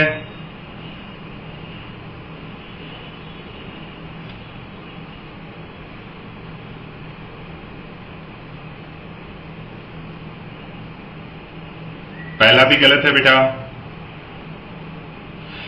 आपका टाइम फिनिश हो चुका है। अब एक बार के लिए बेटा इधर ध्यान देंगे, एक बार स्क्रीन पर देखो क्या है। बहुत इजी क्वेश्चन है, मैं आपको जल्दी से सोल्व करके दिखाता हूं। देखो बेटा इधर इधर इधर इधर देखो, सामने देखो एक बार के लिए। अगर मैं बोलूं कि पहले के लिए एंगल ऑफ प्रोजेक्शन थीटा है और स्पीड यू है, दूसरे के लिए अगर बात करूं तो दूसरे का एंगल ऑफ प्रोजेक्शन तो ये वाला बनेगा ना, तो दूसरे का एंगल ऑफ प्रोजेक्शन है 90 माइनस थीटा। दोनों ही केस में स्पीड सेम है। तो देखो बेटा जब भी आपको रेशियो लिखना हो तो क्या करें, टाइम ऑफ लाइट टी बराबर होता है u square sine theta divide by g. अब देखो दोनों केसेस में u सेम g सेम, तो ऐसे केस में केवल और केवल हम रेशियो लिखते टाइम प्रोपोर्शनलिटी के साइन को यूज करेंगे। हम लोग बोलेंगे time of flight is proportional to the sine theta. तो ऐसे केस में T A divide by T B बराबर क्या आएगा, ऊपर वाले के लिए पहले के वाले के लिए तो आ गया साइन थीटा, दूसरे वाले के लिए आएगा sine of 90 minus theta. Sine theta की वैल्यू तो साइन थीटा ही रह गई और साइन 90 माइनस थीटा बन गया कोस थीटा। जब आपने इसको सिंप्लीफाई करा तो ये बन गया tan theta. Means that the ratio of their time of flight is tan theta. अगर हॉरिजॉन्टल रेंज की बात करें तो बेटा एक पार्टिकल के लिए एंगल थीटा है और एक के लिए 90 माइनस थीटा है, इसके लिए स्पीड u है, इसके लिए स्पीड u है। तो ऐसे केस में हॉरिजॉन्टल रेंज दोनों की ही क्या रहेगी, सेम रहेगी। RA और RB बराबर होगा क्योंकि ये दोनों कॉम्प्लीमेंट्री एंगल्स पर प्रोजेक्ट करे गए हैं। अगर कोई एक पार्टिकल जो है उसे u स्पीड से थीटा एंगल पर और एक पार्टिकल को u स्पीड से 90 माइनस थीटा एंगल पर प्रोजेक्ट करा जाता है, तो ऐसे केस में दोनों की हॉरिजॉन्टल रेंज सेम रहती है। कैसे, चलो चेक करते हैं। एक बार के लिए बेटा सामने देखेंगे। अगर हॉरिजॉन्टल रेंज लिखना चाहता हूं तो हॉरिजॉन्टल रेंज R बराबर क्या लिखा जाता है, हॉरिजॉन्टल रेंज R का फॉर्मूला बोलो ना मन में, क्या होता है, R बराबर होता है बेटा u square sine 2 theta divide by g. अगर मैं ये बात करूं तो u सेम है, g सेम है, मतलब प्रोपोर्शनल है किसके, साइन 2 थीटा के। तो जब भी रेशियो लिखना होता है तो प्रोपोर्शनलिटी को आप यूज क्यों नहीं करते हैं, आपको कब ये बात समझ आएगी। रेशियो लिखते टाइम प्रोपोर्शनलिटी को यूज करने से हमारी काफी सारी कैलकुलेशन और काफी सारा टाइम बच जाता है। तो हमने बोला कि हॉरिजॉन्टल रेंज जो है वो प्रोपोर्शनल है साइन 2 थीटा के। Means that RA divide by RB is equal to sine of 2 theta divide by sine of twice of 90 minus theta. और सोल्व करूं बेटा तो ऊपर वाला बन गया साइन 2 थीटा, नीचे वाला क्या आया, साइन ऑफ 180 माइनस 2 थीटा। और साइन ऑफ 180 माइनस 2 थीटा बराबर क्या होता है, साइन 2 थीटा ही होता है। तो ऐसे केस में ये रेशियो आ गया 1:1। और वैसे भी हम जानते हैं कि थीटा एंगल पर प्रोजेक्ट करा जाए या 90 माइनस थीटा पर, दोनों ही केस में हॉरिजॉन्टल रेंज सेम रहती है। हॉरिजॉन्टल रेंज जो है वो कॉम्प्लीमेंट्री एंगल के लिए सेम आती है। अगर एक पार्टिकल को u स्पीड से 30 डिग्री पर और एक पार्टिकल को u स्पीड से 60 डिग्री के एंगल पर प्रोजेक्ट करा जाता है तो दोनों ही केस में हॉरिजॉन्टल रेंज की वैल्यू सेम आएगी। अब ये आंसर भी सही आ गया अपना, लेकिन आपने तो सही नहीं दिया, मजा नहीं आया। अब इसके बाद जो है वो अगला देखो, अगले में क्या कह रहा है, अगले में कह रहा है what is the ratio of their maximum height. अगर मैक्सिमम हाइट का रेशियो लिखना है तो कैसे लिखूं, सुनो सुनो सुनो। Maximum height is simply return H बराबर क्या, u square sine square theta divide by 2g। ये भी सेम, ये भी सेम, ये भी सेम, मतलब प्रोपोर्शनल है साइन स्क्वायर थीटा के। मतलब आपको पता चल गया होगा H A divide by H B बराबर आएगा क्या, sine square theta divide by sine of 90 minus theta और इस पूरे का स्क्वायर। सोल्व करूं बेटा तो साइन 90 माइनस थीटा क्या बनेगा, कोस थीटा, और sign square theta by cos square theta that is tan square theta. Means that the ratio of their maximum height is tan square theta and maximum ratio of their horizontal range is 1 and ratio of their time of flight is tan theta.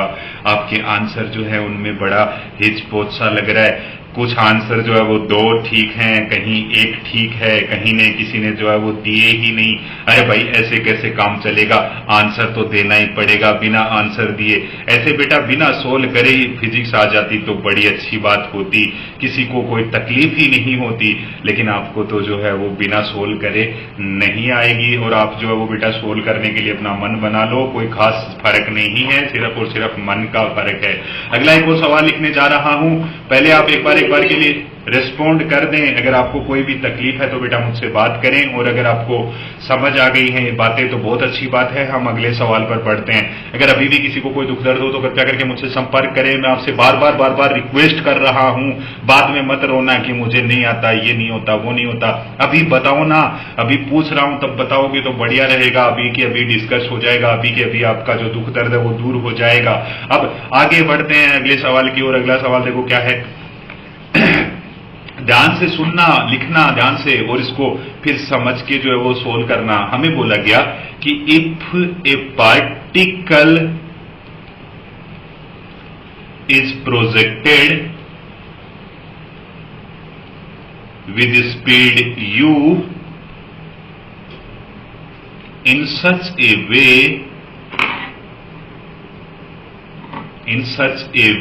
its speed become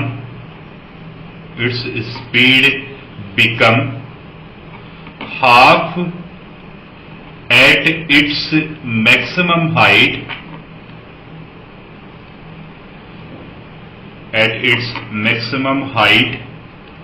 then find number 1 time of flight, number 2 maximum height, number 3 horizontal range। जल्दी बताना है। Question के लिए आपको time allot करता हूं 3 minute. फटाफट solve करेंगे। वैसे जो है वो 3 मिनट का क्वेश्चन है नहीं, जल्दी से आपको सोल्व करना है। क्वेश्चन में बेटा आपको सारी चीजें मेंशन करी गई हैं। आपको बोला गया कि if a particle is projected with speed of u in such a way its speed become half at its maximum height, then find time period, maximum height and horizontal range of the projectile. फटाफट से solve करना है, सभी लोगों को answer देना है। जल्दी बताओ बेटा। मैं कह रहा हूं अभी अगर आप आंसर देने लग गए तो डेफिनेटली आपका जो है वो ये चैप्टर बहुत अच्छा हो जाएगा। तो जल्दी सोल्व करके आंसर बताएंगे जी। फटाफट बोलो जी, क्या आएगा आंसर? पहले का क्या है, दूसरे का क्या है, तीसरे का क्या है? जो जल्दी बताएगा वही तो सिकंदर कहलाएगा। जल्दी बताओ जी।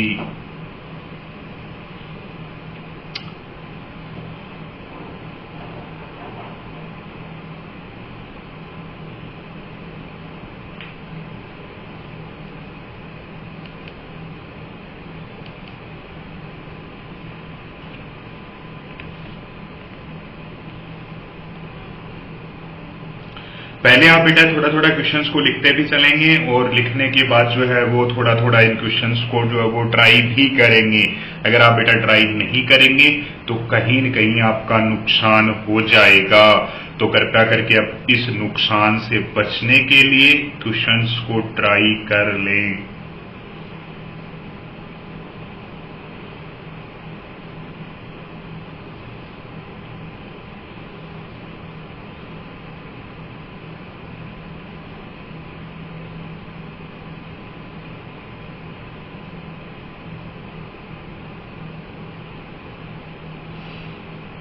आपने बेटा आर का वैल्यू लिखा है, बाकी वैल्यूज भी लिख दीजिए।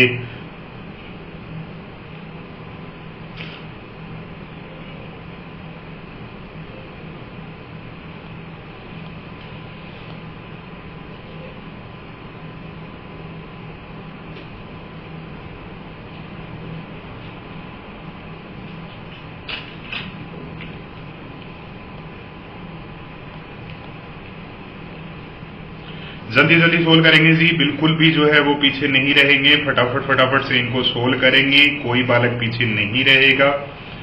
जो जितनी जल्दी सोल्व करेगा, जो जितनी जल्दी बताएगा वही तो महारथी कहलाएगा। फटाफट से सोल्व कर दीजिए।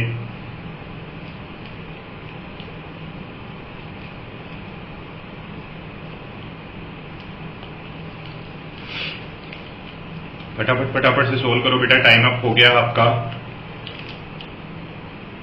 आपने जो आंसर दिए हैं बिल्कुल बिल्कुल कुछ ऐसा आंसर, ये क्या लिखा है बेटा, t बराबर, ये तो बेटा गलत है, आंसर में क्या लिख दिया, t/2।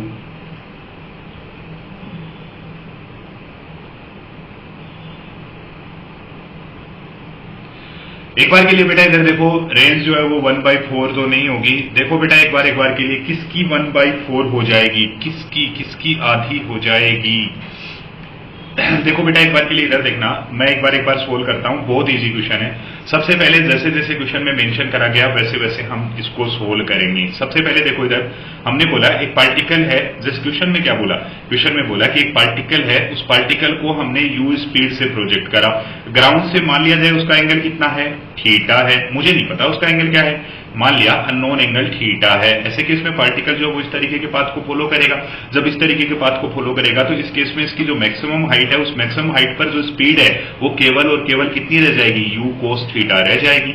हमें बोला गया है कि it's speed become half of its half at its maximum height, मतलब ये कह रहा है कि इनिशियल स्पीड की आधी हो गई, तो मैक्सिमम हाइट पर स्पीड कितनी है, u cos थीटा, पहले कितनी थी u, तो u cos थीटा जो है वो इसकी स्पीड का हाफ है, यानी u/2 है। देखो बेटा इनिशियली हमने इसको कितनी स्पीड से प्रोजेक्ट करा था, u स्पीड से प्रोजेक्ट करा था। जब ये मैक्सिमम हाइट पर पहुंचता है तो ऐसे केस में इसकी y डायरेक्शन की जो वेलोसिटी है वो 0 हो जाती है, और y डायरेक्शन की वेलोसिटी 0 हो जाती है तो केवल और केवल वेलोसिटी हॉरिजॉन्टल डायरेक्शन में बच जाती है। तो ऐसे केस में हमें बोला गया है कि मैक्सिमम हाइट पर जो इसकी स्पीड है वो इसकी इनिशियल स्पीड की आधी हो जाती है, मतलब मैक्सिमम हाइट पर स्पीड कितनी है, u cos थीटा, तो u से u कटा, तो ऐसे केस में एंगल ऑफ प्रोजेक्शन थीटा बराबर आ गया कितना, ये आ गया अपने पास 60 डिग्री। क्यों, क्योंकि cos थीटा बराबर आया 1/2, और cos थीटा अगर 1/2 होता है तो थीटा होता है कितना, थीटा होता है 60 डिग्री। अगर थीटा 60 डिग्री आ गया तो टाइम ऑफ फ्लाइट t बराबर, देखो कैसे लिखूंगा, t बराबर होगा 2u sin theta divide by, यानी sin 60 divide by g। Solve कर दो जी, sin 60 कितना होता है, √3/2, सोल्व करूंगा तो ये वैल्यू आएगी √3u/g। बिल्कुल सही।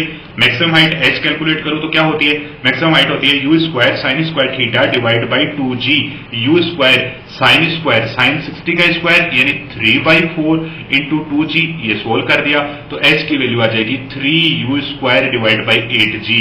बिल्कुल मैक्सिमम हाइट का फॉर्मूला ये, मैक्सिमम हाइट की वैल्यू ये बनेगी, टाइम ऑफ फ्लाइट की वैल्यू ये बनेगी।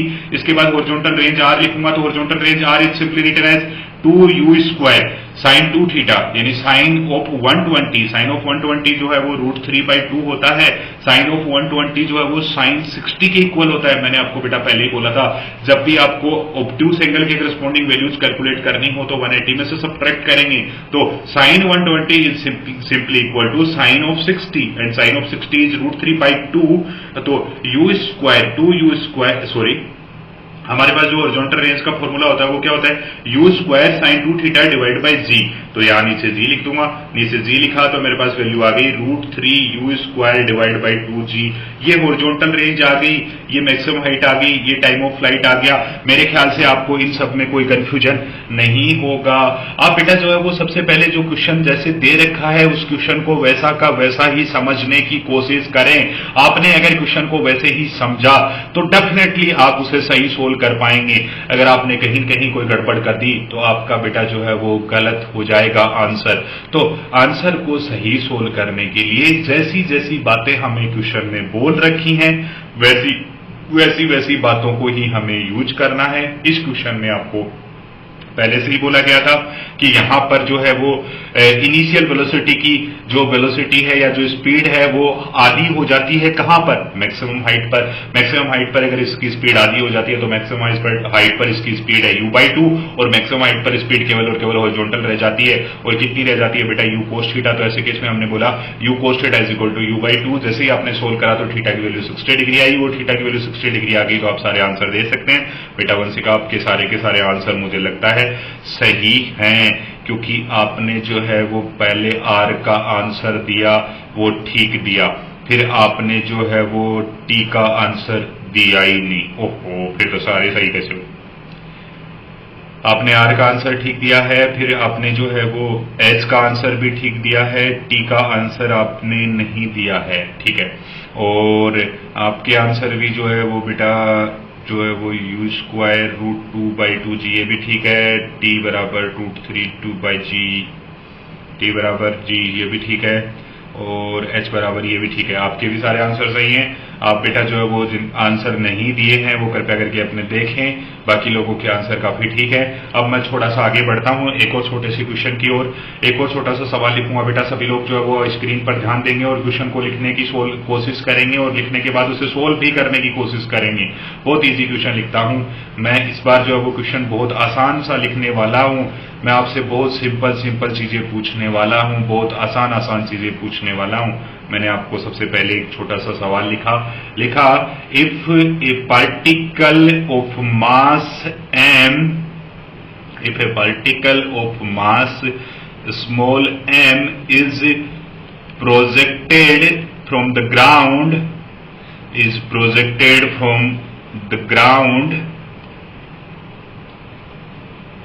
with the speed of u at an angle of theta with the ground, then find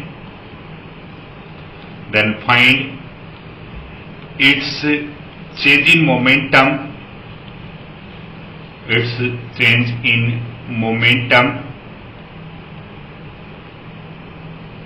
when it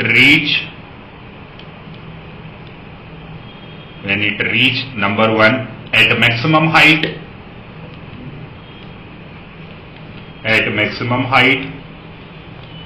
number 2 at ground again। अब जो है वो बेटा एक बार क्वेश्चन को रीड करेंगे और इसे सोल्व करने की कोशिश करेंगे। बहुत इजी क्वेश्चन है। आपको जो है वो इस क्वेश्चन के लिए अलॉट होते हैं 2 मिनट, तो फटाफट इस क्वेश्चन को सोल्व करने की कोशिश करनी है। पहले आपको क्वेश्चन को रीड करना है और क्वेश्चन को रीड करने के बाद इसका जो है वो सॉल्यूशन लिखना है। बहुत इजी क्वेश्चन होने वाला है, बस आपको थोड़ा सा ध्यान रखना है। छोटा सा जो है वो आप एक बार के लिए छोटा सा जो है वो एक बार के लिए क्वेश्चन को जो है वो बार पढ़ लेंगे और समझ लेंगे। क्वेश्चन अगर बेटा एक बार में समझ नहीं आ रहा तो क्वेश्चन को 2 बार पढ़ने से समझ आ जाएगा। 2 बार पढ़ लो, क्वेश्चन को पढ़ने के बाद उसको सोल्व करने की कोशिश करेंगे। तो फटाफट इस क्वेश्चन को पढ़ें और सोल्व करने की कोशिश करें। जल्दी सोल्व करो जी।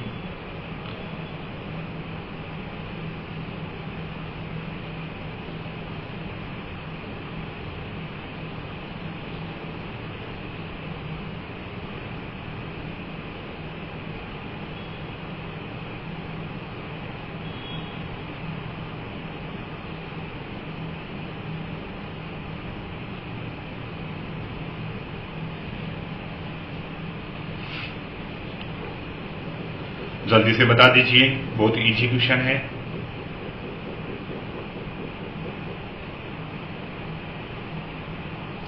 एक मिनट पूरा हो चुका है।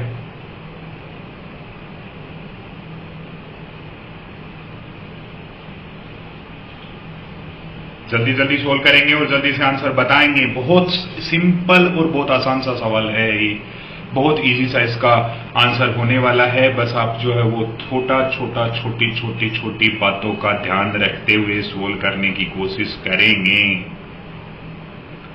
फटाफट से सोल्व करो बेटा, आपका टाइम खत्म होते जा रहा है।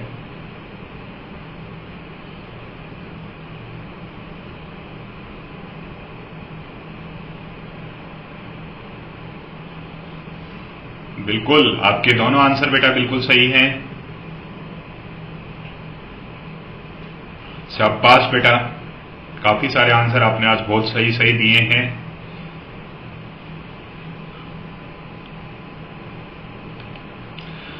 हाँ भाई, देखो, सुनो, आंसर आया क्या?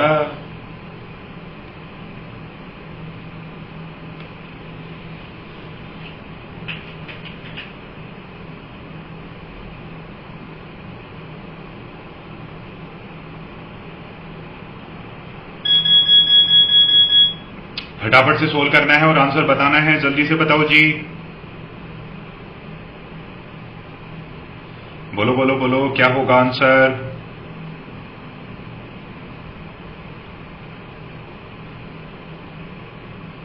एक बार के लिए बेटा इधर देखो, बहुत इजी क्वेश्चन है। अगर हम बात करें यहां पर इस क्वेश्चन की, तो इस क्वेश्चन में हमें पार्टिकल का मास दे रखा है, इनिशियल स्पीड दे रखा है, एंगल ऑफ प्रोजेक्शन दे रखा है। तो मैंने क्वेश्चन को जो है वो ध्यान से पढ़ भी लिया है, मैंने क्वेश्चन को जो है वो समझ भी लिया है। अब जो है वो मैं क्वेश्चन को सोल्व करने जा रहा हूं। तो क्वेश्चन को सोल्व करने के लिए सबसे पहले मैंने जो है वो एक छोटा सा डायग्राम बनाया। मुझे जो है वो इसके मोमेंटम में चेंज फाइंड आउट करना है। कब कब चेंज फाइंड आउट करना है?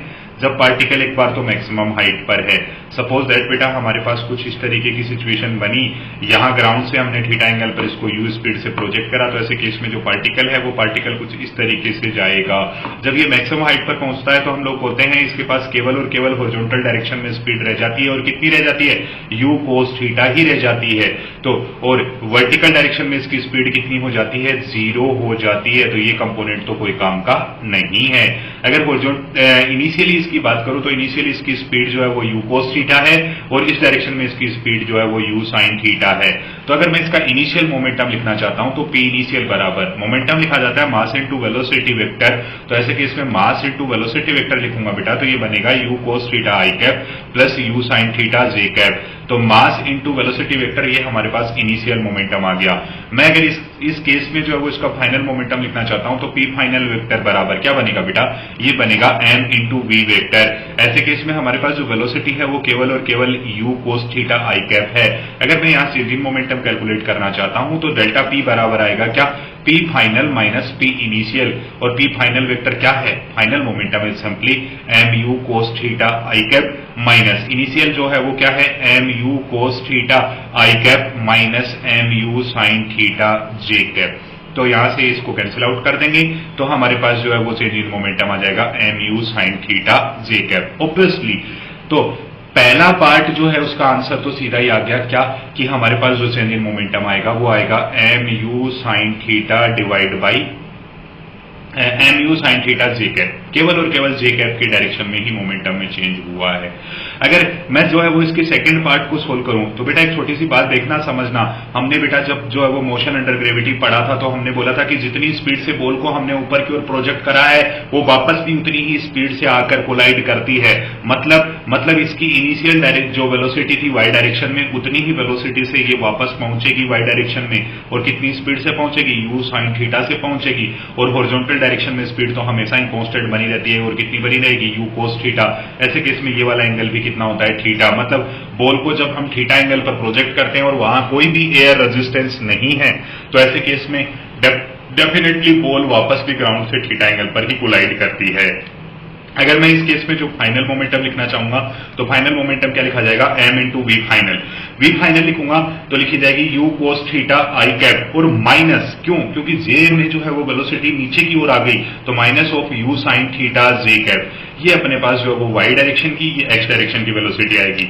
हमारे पास फाइनल मोमेंटम आ गया। इनिशियल मोमेंटम हमें पहले से ही पता है, तो दोनों को सब्ट्रैक्ट करेंगे तो डेल्टा पी आ जाएगा। डेल्टा पी बराबर आएगा पी फाइनल यानी m u cos theta i cap minus m u sine theta j cap, और इसमें से इसको सब्ट्रैक्ट करेंगे तो आई कैप वाला कंपोनेंट कैंसिल आउट हो जाएगा और जे वाला जो है वो दो बार आएगा, तो 2mu sign theta j cap. Obviously इसका जो मोमेंटम में चेंज आया जब ये ग्राउंड पर कोलाइड हुई तो इतना चेंज आया, और जब ये जो है वो मैक्सिमम हाइट पर पहुंच गई थी तो इतना मोमेंटम में चेंज आ चुका था।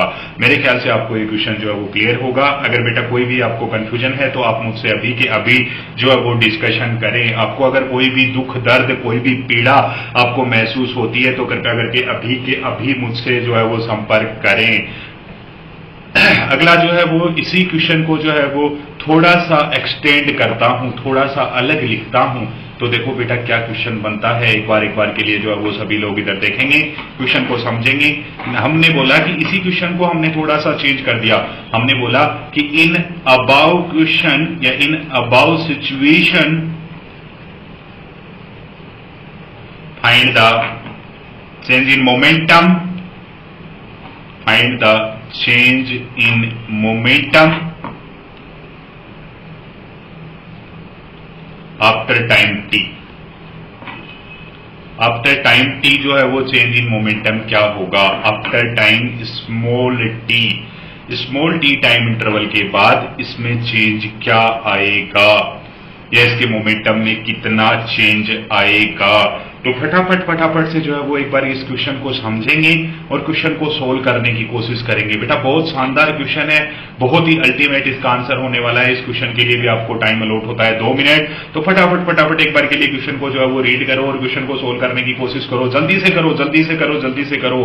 कोई भी जो है वो बालक बेमन से नहीं रहेगा, सभी लोग मन से जो है वो सोल्व करने की कोशिश करेंगे और जल्दी क्वेश्चन को सोल्व करेंगे। बहुत ईजी सा क्वेश्चन है, आपको इस क्वेश्चन के लिए 2 मिनट अलॉट हुए हैं, तो जल्दी से सोल्व करने की कोशिश करें। आपको बोला गया है कि ऊपर वाली जो सिचुएशन है उसी सिचुएशन में अगर हमें एक जनरल बात करनी होती कि टी टाइम बाद इसका जो मोमेंटम में चेंज है वो कितना आएगा। बहुत इजी क्वेश्चन है, मैं आपको जो है वो इसको 2-3 अप्रोच से सोल्व करना सिखाऊंगा। बहुत आसानी से हम इसे सोल्व कर सकते हैं। What is the change in momentum after time T, क्या होगा बताओ जल्दी से। जो सबसे पहले बताएगा वही तो महारथी कहलाएगा। जल्दी बताओ जी, फटाफट बोलो। किसी को कोई भी दुख दर्द हो कृपया करके जो है वो मुझसे संपर्क करें, अभी के अभी करें।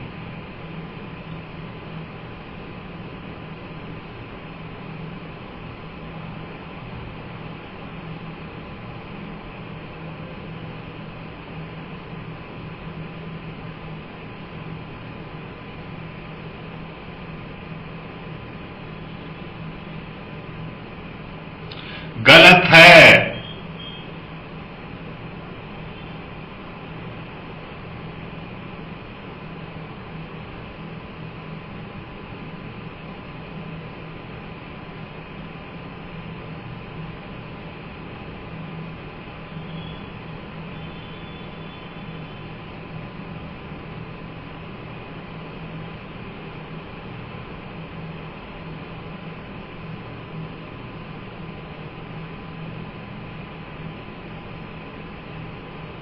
देखो बेटा, इन सारी चीजों को थोड़ा आप जो है वो टाइम दें और इनको पढ़ने लग जाएं, क्योंकि बिना पढ़े जो है वो ये चीजें होंगी नहीं। अभी तक आपको ऐसे लग रहा होगा वाह मुझे तो आता था, आपको आ नहीं रहा है अभी भी। मैं कह रहा हूं आपको नहीं आ रहा अभी भी, आप मानो एक। और थोड़ी सी बात बेटा जो है वो एक्सेप्ट करने लग जाओ। रेजिस्टेंस मत दिखाओ, रेजिस्टेंस दिखाने का फायदा किसी को भी नहीं हुआ है। जो अकड़ में आया है उसको कभी भी कोई बेनिफिट नहीं हुआ है।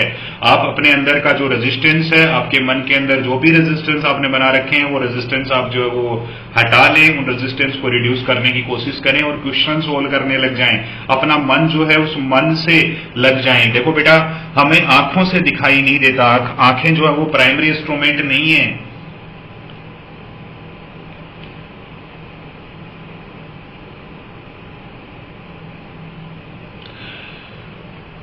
एक बार के लिए बेटा कोशिश जरूर करनी चाहिए। मुझे जो है वो आता है या नहीं आता है ये बात अलग होती है। कोशिश देखो, एक बार के लिए इधर देखो। मैंने बोला एक पार्टिकल है, उस पार्टिकल को हमने यू स्पीड से, अब इधर देखना, इसके बाद किसी ने ये नहीं कहना है कि मुझे नहीं आता है। इसके बाद तो हमें आना चाहिए ना, कम से कम जब हमने सीख लिया उसके बाद तो हमें होना चाहिए ना। हमने बोला एक पार्टिकल है, उस पार्टिकल को हमने यहां थीटा एंगल पर यू स्पीड से प्रोजेक्ट करा, तो डेफिनेटली इसकी इनिशियल जो वेलोसिटी होगी वो इस डायरेक्शन में यू कोस थीटा होगी और इस डायरेक्शन में इसकी जो वेलोसिटी होगी वो यू साइन थीटा होगी। बिल्कुल। अब जब इस पार्टिकल को हम प्रोजेक्ट करते हैं तो ये पार्टिकल जो वो कुछ इस तरीके से मोशन करते हुए वापस ग्राउंड पर आकर कोलाइड करता है। हाँ, ऐसा ही होता है। अगर मैं बेटा इसके लिए इनिशियल वेलोसिटी वेक्टर लिखता हूं तो initial velocity vector is simply written as u cos theta i cap plus u sine theta j cap. ये इसका इनिशियल वेलोसिटी वेक्टर होता है। अगर मैं इसके लिए इनिशियल मोमेंटम वेक्टर लिखना चाहता हूं तो initial momentum vector is simply written as mass into initial velocity, that is m u cos theta i cap plus m u sine theta j cap. बिल्कुल, हमारे पास जो है वो इनिशियल मोमेंटम हम इस तरीके से लिख सकते हैं। इनिशियल मोमेंटम हमें पता चल गया, तो अब इसके बाद हमें कौन सा फाइनल मोमेंटम लेना है आफ्टर टाइम टी। एक छोटा सा रिलेशन बेटा हमने याद कराया था आपको कि वेलोसिटी इन projectile motion after time T, अगर आफ्टर टाइम टी वेलोसिटी आपको लिखनी है तो एक्स डायरेक्शन की वेलोसिटी में तो कोई चेंज नहीं आता। एक्स डायरेक्शन की वेलोसिटी तो ऐसी लिखी जाती है, लेकिन वाई डायरेक्शन की वेलोसिटी में एक रिटार्डेशन लगता है नीचे की ओर, कितना जी। तो ऐसे केस में वाई डायरेक्शन की वेलोसिटी लिखी जाती है यू साइन थीटा माइनस का जी इंटू टी और ये बन जाती है जे कैप। ये y डायरेक्शन की वेलोसिटी है आफ्टर टाइम t। बेटा अगर आपने जो है वो थोड़ा सा भी ध्यान दिया होगा क्लास में, तो आपको y डायरेक्शन में वेलोसिटी आफ्टर टाइम t या प्रोजेक्टाइल में आफ्टर टाइम t वेलोसिटी आपको लिखनी आती है। अगर आफ्टर टाइम t वेलोसिटी मिल गई तो आफ्टर टाइम t मोमेंटम लिख दूंगा। आफ्टर टाइम t जो मोमेंटम बनेगा वो फाइनल बनेगा, और वो कितना होगा बेटा, mu cos theta i cap, फिर आएगा कितना, mu sin theta j cap minus mgt जे कैप। अब देखो बेटा, जब हम चेंज इन मोमेंटम लिखेंगे तो डेल्टा p वेक्टर बराबर आएगा क्या, डेल्टा p वेक्टर बराबर आएगा p final minus p initial. Final momentum क्या था, mu cos theta plus mu sin theta j cap minus mgt।